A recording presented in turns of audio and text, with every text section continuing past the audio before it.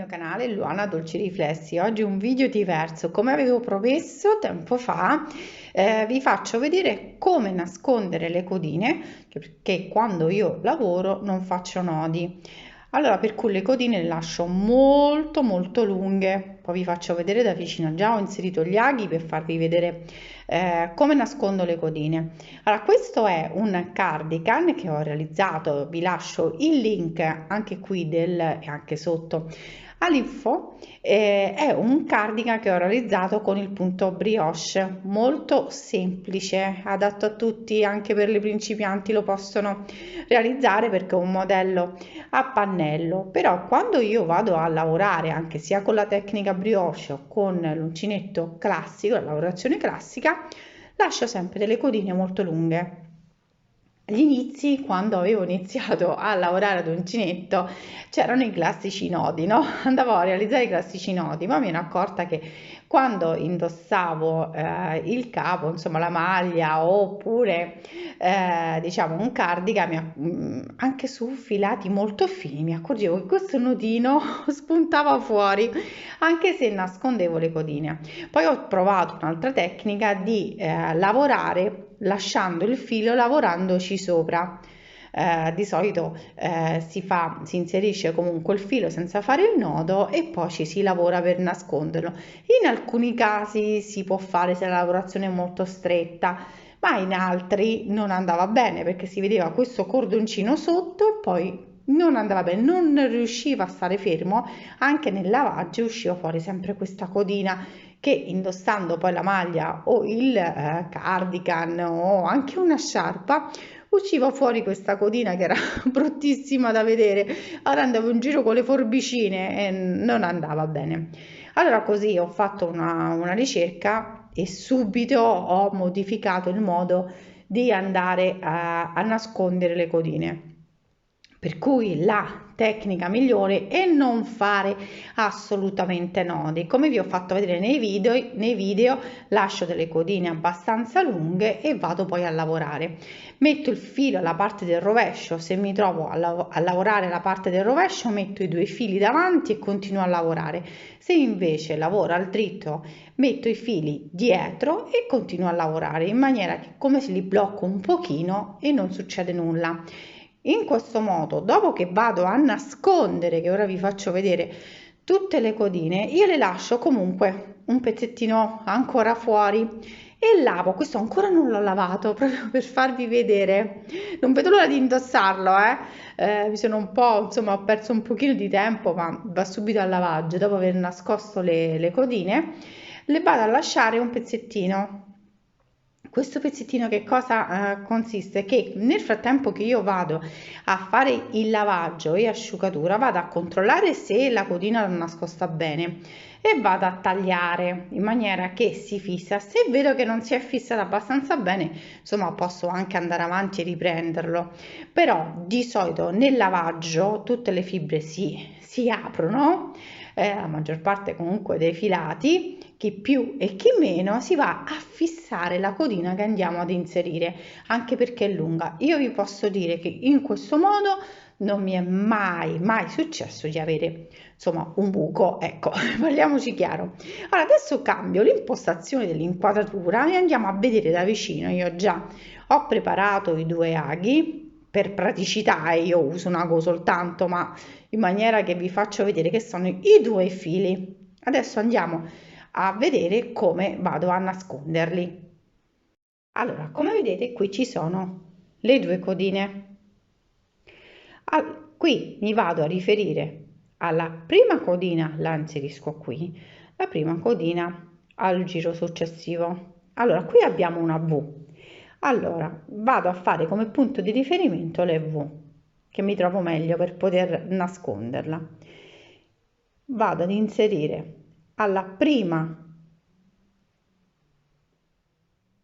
mi giro un pochino che si vede meglio, così non si vede nulla. Ecco qui, alla prima costina, ed questa è la costina, costina, costina e costina. Vado ad inserire come ad spirale, entro con l'ago, si vede, certo questo è un filato che non ci aiuta, e vado come ad aspirare, vedete?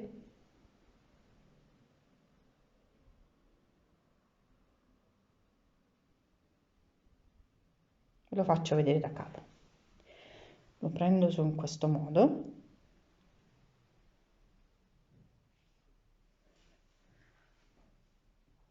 Prendo la prima costina, ci giro ad aspirare, vedete?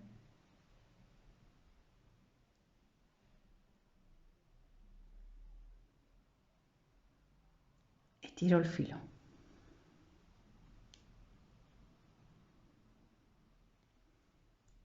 Ancora.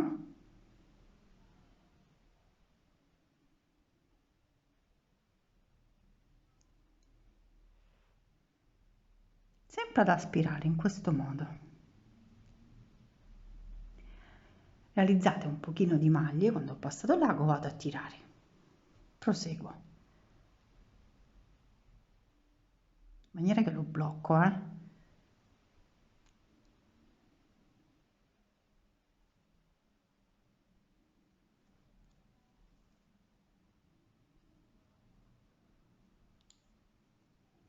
Ho ancora un altro po' di filo e proseguo.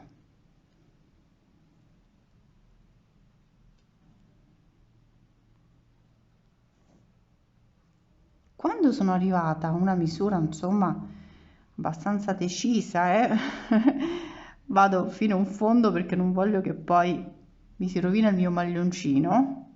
Vedete quanto ne ho fatto? Ne faccio un altro pochino e poi mi fermo. Sempre ad aspirare e mi fermo. Vado a tirare un pochino, vado a tirare un po' in maniera che si assesta perché deve restare morbido. Io questo pezzettino lo lascio perché vado a lavarlo, vado a vedere se poi si blocca bene il filo, ma si blocca sempre. Adesso abbiamo l'altra. Poso questo ago perché per praticità già ho messo l'ago. Vado dalla parte opposta, vedete qui abbiamo, non vado sullo stesso, la stessa parte, vado dalla parte opposta, lo inserisco, giro sempre da spirale e tiro.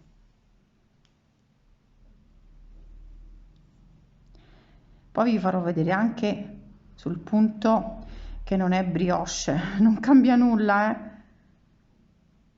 non cambia nulla, né perché è brioche, questo punto, e proseguo.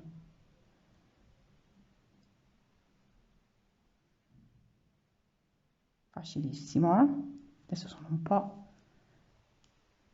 vado, tiro, do la lentezza e proseguo. Nascondere le codine ci vuole pazienza, perché quando abbiamo fatto un lavoro fatto bene, preciso, poi vedrete che non si sciolgono assolutamente, ve lo posso garantire.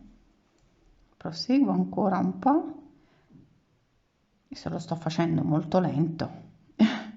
Allora lascio sempre, va bene, comunque avrei proseguito un altro pochino. Allora lascio sempre adesso la morbidezza e vado al lavaggio, va al lavaggio il mio cardigan.